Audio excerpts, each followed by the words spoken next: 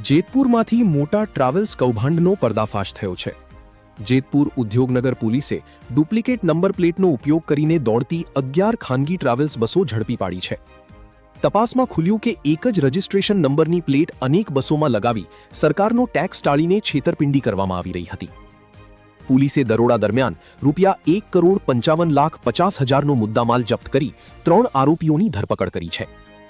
આરોપીઓ સામે ભારતીય ન્યાય સંહિતાની વિવિધ કલમો હેઠળ ગુનો નોંધી સમગ્ર રેકેટમાં અન્ય કોઈ સંડોવાયેલું છે કે નહીં તે અંગે વધુ તપાસ હાથ ધરવામાં આવી છે। રિપોર્ટ સમીર ખાન બલોચ, જેતપુર। ટ્રાવેલર્સ બસોમાં ખોટી નંબર પ્લેટ લગાવી અને કૌભાંડ સામે આવ્યું છે। આખું આ કૌભાંડ શું હતું અને કોના દ્વારા ચલાવવામાં આવતું? જેતપુર ઉદ્યોગનગર પોલીસના પીઆઈ શર્મા અને પીએસઆઈ ગઢવી વગેરેની ટીમ અલગ અલગ જગ્યાએ પેટ્રોલિંગમાં હતા ત્યારે એમને માહિતી મળેલ કે જેતપુર વિસ્તારની અંદર મેંદરડા વિસ્તારની અલગ અલગ ગાડીઓ છે એ અલગ અલગ ટ્રાવેલ્સમાં એક જ નંબર પ્લેટ લગાડી અને ટેક્સ બચાવવા માટે અને સરકારશ્રીના જે ટેક્સની ચોરી કરવા માટે આ અલગ અલગ ગાડીઓનો ઉપયોગ કરતા હતા।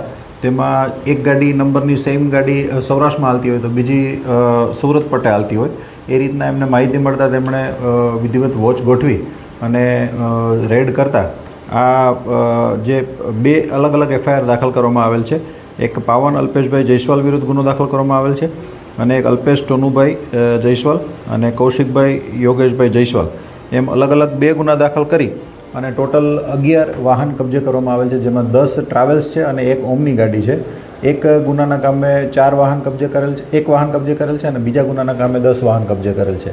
તમામ મુદ્દામાલ છે એ હાલ જે એન્જિન ચેસિસ નંબર છે એમના પ્રમાણે એમનો રજિસ્ટ્રેશન નંબર ન હોય તેથી સરકારશ્રીનો ટેક્સ બચાવવા માટે અને સરકારશ્રીના ટેક્સની ચોરી કરવા માટે આ એનો જે ઇન્ટેન્શન હતો એના વિરુદ્ધ કાયદેસરની એફઆઈઆર દાખલ કરી અને તમામ વાહનો કબજે લઈ અને આરોપીઓને હસ્તગત કરવામાં આવે છે।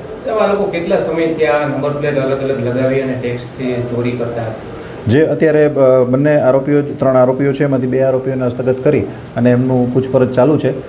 પોલીસના જે પ્રાથમિક ઇન્ક્વાયરી હતી એમાં 2 થી 3 મહિનાની એમને માહિતી મળેલ હતી, પણ વધુ સમયથી પણ આ લોકો કરતા હોય તેવી પણ હકીકત ખુલવા પામે એવી શક્યતા છે। તો બધું કોઈ આમાં કોઈ અન્ય આરોપી ખુલે અથવા તો અન્ય કોઈ મુદ્દામાલ કબજે થઈ શકે એવું પણ? હા, હજી આ ગુનાની જે એફઆઈઆર દાખલ થઈ છે તેમાં વધુ મુદ્દામાલ પણ કબજે થઈ શકે અને અન્ય કોઈ આરોપી આમાં ખુલવા પામે કે કોઈ મદદગારીમાં આવે તો તેમને પણ ધોરણસર અટક કરવામાં આવશે। કેટલા રૂપિયાની કદાચ ટેક્સ ચોરી કરી હોઈ શકે? અત્યારે કેટલા બસોનો મુદ્દામાલ કબજે કરવામાં આવ્યો? અત્યારે ટોટલ 1,55,00,000 ઉપરનો જે મુદ્દામાલ છે એ કબજે કરવામાં આવેલ છે અને ટેક્સ ચોરી જે છે એ કેટલા સમયથી કેટલા વાહનો ક્યાં પટ્ટા ઉપર ચાલતા હતા તેમની અલગ અલગ ગણતરી કરી અને હજી એમની તપાસ ચાલી રહી છે, તે પાછળથી જણાવવામાં આવશે।